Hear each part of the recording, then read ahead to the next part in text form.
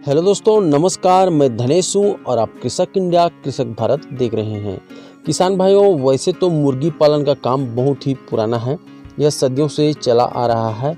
यह कोई नया काम नहीं है, पर इसमें नया करना बहुत ही ज़्यादा ज़रूरी है, तभी इससे हमें फ़ायदा मिल पाएगा।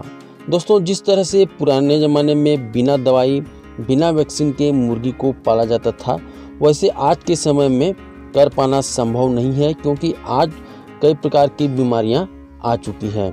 पहले जिस तरह से घर में 2-4 की संख्या में ही मुर्गी को पाला जाता था, जिसके मर जाने पर भी ज़्यादा नुकसान नहीं होता था, लेकिन आज बिजनेस के रूप में मुर्गी पालन का काम किया जाता है। और अगर इसमें हमें लॉस होता है तो बहुत ज़्यादा लॉस हो जाता है, क्योंकि हम बहुत ज़्यादा संख्या में मुर्गी को पालते हैं। इसलिए आज के समय में स्मार्ट तरीके से फार्मिंग करना बहुत ज़्यादा ज़रूरी है, क्योंकि अगर हमने स्मार्ट तरीक़ा से फार्मिंग नहीं किया तो हमें बहुत ज़्यादा नुकसान होगा।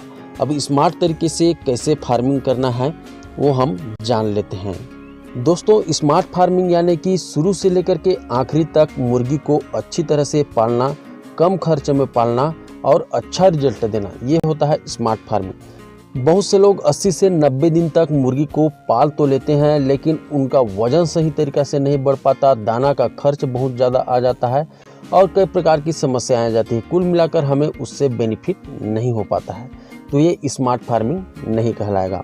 दोस्तों, स्मार्ट फार्मिंग में सबसे पहले आपका आता है सेट प्रबंधन। सेट प्रबंधन कहने का मतलब ये है कि आपने मान लिया जाए 100 मुर्गी पाला है, उसके लिए 1000-1500 स्क्वायर फीट का जगह बना दिया, तो ये आपका स्मार्ट फार्मिंग नहीं कहलाएगा। 100 मुर्गी है तो मात्र आपको 150 स्क्वायर फीट या 200 स्क्वायर फीट की जगह उनको देना है और उससे ज़्यादा सेट पे खर्च नहीं करना है। यानी कि बहुत बड़ा सेट बना करके कम मुर्गी नहीं पालना है, या तो कम मुर्गी पाल करके बड़ा सेट नहीं बनाना है। इससे आपका लागत बहुत ज़्यादा आ जाएगा और जब आप कम मुर्गी पालेंगे तो उससे आपको मुनाफा भी कम होगा, तो आपके सेट में जितना खर्च हुआ है उसको भी आप कवर नहीं कर पाएंगे। दोस्तों, दूसरे नंबर पे है चिक्स का देख रेख और उसका क्वालिटी। अगर आपको अच्छी तरह से फार्मिंग करना है, अच्छा रिजल्ट आपको लाना है, तो चिक्स का क्वालिटी अच्छा होना चाहिए। अच्छा वजनदार चूजा होना चाहिए, कमज़ोर चूजा नहीं होना चाहिए। उसके बाद जब आप अच्छा क्वालिटी का चिक्स ले आते हैं तो उसका देख रेख भी आपको अच्छी तरीक़ा से करना चाहिए। अगर आपको अच्छा क्वालिटी का चूजा नहीं मिलता है, यानी कि कमज़ोर चूजा मिलता है, तो उसको आप कोई भी अच्छा क्वालिटी का दाना खिला दीजिए या कोई भी दवा पिला दीजिए, उसका वज़न एक स्वस्थ चूजे की तरह नहीं बढ़ेगा। 80 से 90 दिन में जिस मुर्गी को 1 केजी साइज का हो जाना चाहिए, वो 700-800 ग्राम तक में ही रुक जाएगा। तो दोस्तों, इसलिए जब आप चूजा लेते हैं तो अच्छा से जांच परख करके रजिस्टर्ड हैचरी से ही चूजा को खरीदें। और दोस्तों, अगर आपने अच्छा क्वालिटी का चूजा तो ले लिया, लेकिन उसका देख रेख सही तरीक़े से नहीं किया, आपने बीमारी का प्रबंधन अच्छे तरीके से नहीं किया, ब्रूडिंग सही तरीके से नहीं किया, तो वो ऑटोमेटिक कमज़ोर हो जाएगी। इसलिए आपको शुरुआती दिनों में खास करके 15 से 20 दिनों तक चूजा का अच्छी तरह से देखभाल करना है, और उस जैसे कि 20 दिन में जितना वज़न होना चाहिए उतना एकदम बराबर होना चाहिए। अगर कम हो जाता है तो वो आपके लिए नुकसानदेह है। उसको रिकवर करने के लिए चूजा 5 से 7 दिन एक्स्ट्रा ले लेगी। इसलिए दोस्तों, आपको चूजा का देख रेख अच्छा करना है। बाकी 20 से 25 दिन हो जाने के बाद तो वैसे भी मुर्गी को उतना देख रेख की ज़रूरत नहीं पड़ती है, तो इसलिए शुरुआती दिनों में हमें अच्छी तरह से चूज़ों पर ध्यान देना चाहिए। दोस्तों, अगला है फीड मैनेजमेंट। अगर आपने फीड मैनेजमेंट सही तरीक़ा से नहीं किया तो आपको सबसे ज़्यादा जो नुकसान देता है वो फीड है, क्योंकि आज की डेट में सबसे ज़्यादा रेट फीड का है। दोस्तों, आप देखे होंगे कि कई किसान साथी वज़न बढ़ेगा करके जितना पाएंगे उतना फीड दे देते हैं। जिसको मुर्गियां खाती हैं तो खाती हैं, और नहीं खाती हैं तो इधर उधर चोंच मार करके गिरा देती है। लेकिन थोड़ा थोड़ा हर फीडर के नीचे में गिरता है, तो फार्मर को पता नहीं चलता है कि इतना दाना आज हमारा नुकसान हुआ, और उसका खर्च तो वैसे जुड़ेगा ही जुड़ेगा, लेकिन फार्मर को पता नहीं चल पाता है। अगर सभी को आप इकट्ठा करेंगे तो 5 किलो 7 किलो रोज़ का दाना में जो है वेस्टेज आ जाता है। तो आज के डेट में 5-7 किलो दाना कितने रेट का है आप सोच सकते हैं। इसलिए फीड मुर्गी को उतना ही देना है जितना वो खा सकती है। अगर आप उसको ज़्यादा भी दे देंगे तो उससे उसको कोई भी फ़ायदा होने वाला नहीं है, क्योंकि उसका शरीर उतना को ही एक्सेप्ट करेगी जितना उसको ज़रूरत है, बाकी वो बीट के रास्ते बाहर भी चला जाता है। दोस्तों अगला है बीमारी से मुर्गियों को बचाना। बहुत से किसान साथी जब छोटे छोटे चूजा दो चार मरते रहते हैं तो उनको उतना फर्क नहीं पड़ता है। वो सोचते हैं कि चूजा अभी छोटा है, ज़्यादा दाना नहीं खाया है, इससे हमें उतना ज़्यादा नुकसान नहीं हो रहा है। लेकिन दो चार करते करते वही 10-15 दिन में 150-200 चूजा मर जाता है।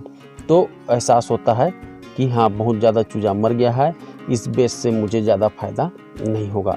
इसलिए जब आप बीमारी देखते हैं मुर्गियों में, जब भी देखते हैं, जैसे कि छोटा चूजा है या तो फिर बड़ा मुर्गी है, जो भी है, उसको अगर बीमारी दिख रहा है तो उसे तुरंत आपको इलाज करना चाहिए।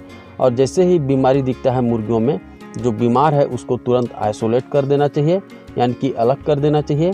और जो अलग किए हुए हैं और जो स्वस्थ है, उन सभी मुर्गियों को आपको दवाई देना है, तभी ये ठीक हो पाएंगे। नहीं तो अगर आपने मान लिया जाए सिर्फ जो बीमार है उसी को दवाई दे दिया और जो स्वस्थ है उसको नहीं दिया, तो उसका हो सकता है जो वायरस है वो स्वस्थ मुर्गियों में भी चला गया होगा। 2-4 दिन बाद वो भी बीमार दिखने लग जाएंगी। इसलिए जो बीमार है और जो स्वस्थ है, सबको दवाई को चलाना है। दोस्तों स्मार्ट फार्मिंग का सबसे मेन जो चीज़ है वो है वैक्सीनेशन और मेडिसिन। बहुत से किसान साथी वैक्सीन के काम को झंझट वाला समझते हैं, उसको करना सही नहीं समझते हैं और वैक्सीनेशन नहीं करते हैं, जिससे कि मुर्गियों में रानीखेत, गंबोरो जैसे गंभीर बीमारियां आ जाती हैं।